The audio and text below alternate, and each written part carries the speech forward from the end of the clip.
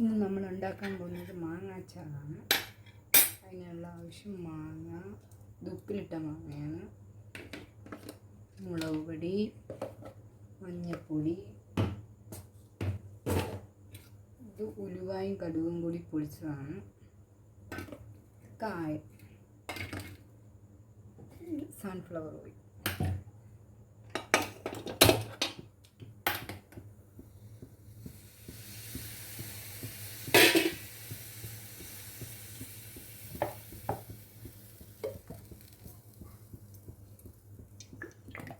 രണ്ട് മൂന്ന് spoon sunflower oil ഒഴിച്ചിട്ടുണ്ട്.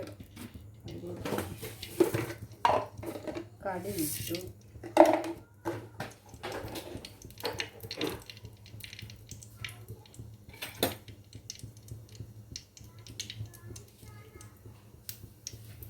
കടുക് പൊട്ടി വന്നതിന് ശേഷം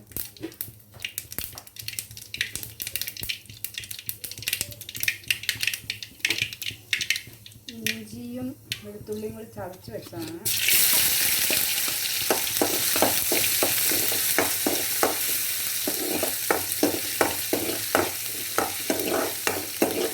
അത് വഴന്ന് വരണം.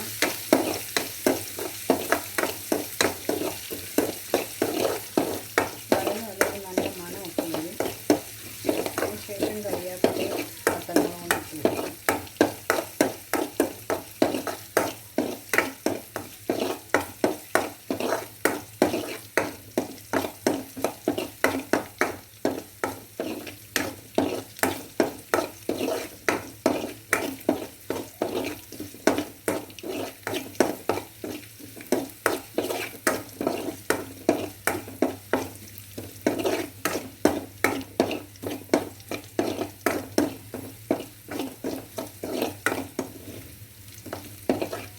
വഴന്ന് വന്നിട്ടുണ്ട്. ഈ കറിവേപ്പില പച്ചമുളകും ഇട്ട്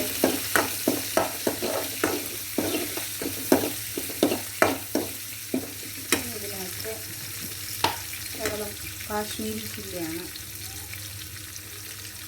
അതൊരു 1.5 സ്പൂണോളം ഇട്ടിട്ടുണ്ട്.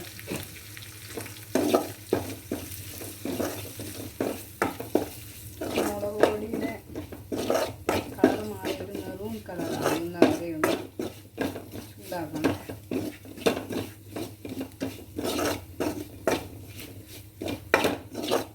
ഏകദേശം മെറൂൺ കളറായിട്ടുണ്ട്. അതിന് ശേഷം മാങ്ങ ഇടുക. ഉപ്പിലിട്ട മാങ്ങ ഇട്ട് കണ്ണാണ്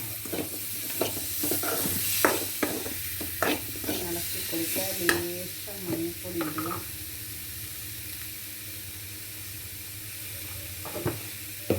ഇത് ഉലുവായും കടുകും കൂടി വറുത്ത് പൊടിച്ച് വെച്ചിട്ടുള്ളതാണ്. ഇതൊരു നെയ്യ് ഇടണം.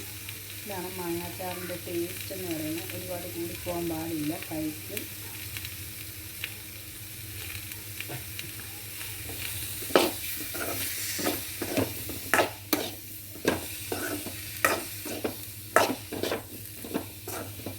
അതിനുശേഷം ശകലം വെള്ളം ഒഴിക്കണം.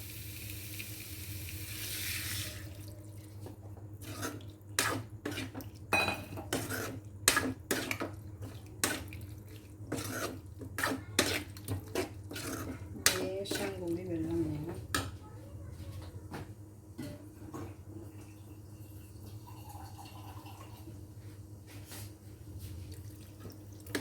ഏകദേശം ഇത് മതിയായിരിക്കും.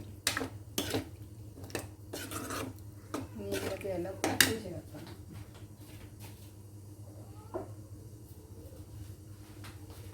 ഉപ്പിലിട്ട് മാങ്ങയാണെങ്കിൽ ഇതിന് ഉപ്പില്ല കേട്ടോ.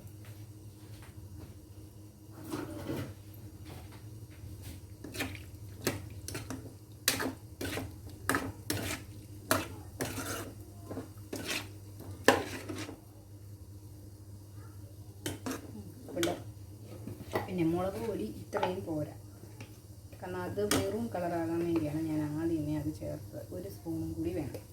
കാശ്മീരി ചില്ലിയാണ്ട് എരിവില്ല, അതുകൊണ്ടാണ് ഞാനൊരു 1.5 സ്പൂണോളം മുളക് പൊടിയും കൂടി ചേർത്തിട്ടുണ്ട്.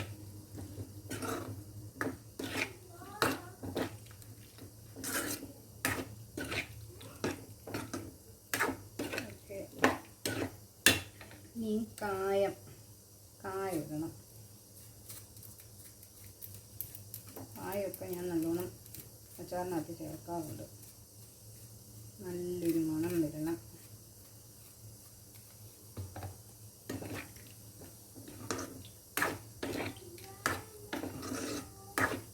ഇത്രയും ചാറ് വേണം കേട്ടോ. ഞങ്ങളിവിടെ ചാറ് ഇങ്ങനെ വെക്കും, കുഴമ്പ് പരുവത്തിൽ വെക്കത്തില്ല. അതുകൊണ്ട് നല്ല കൂടി വന്നിട്ടുണ്ട്. ജസ്റ്റ് ഒന്ന് തള വരണം. ജസ്റ്റ് ഒന്ന് തിളച്ച്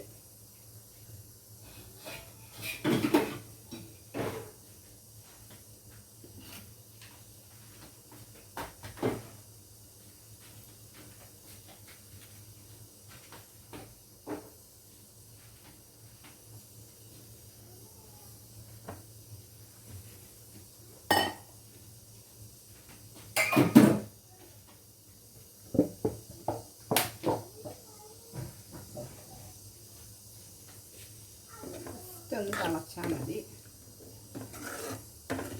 ഏകദേശം തിളയ്ക്കാറായിട്ടുണ്ട്. തിളയ്ക്കണമെന്നില്ല, ചിലരൊന്നും തിളപ്പിക്കാറില്ല, പക്ഷെ ഞാൻ ചെറുതായിട്ടൊന്ന് തിളപ്പിക്കും.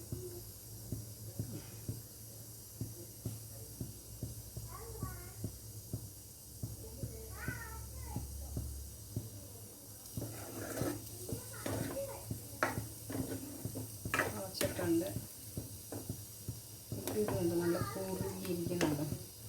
ഇതാണ് മാങ്ങാച്ചാറിൻ്റെ ടേസ്റ്റ്.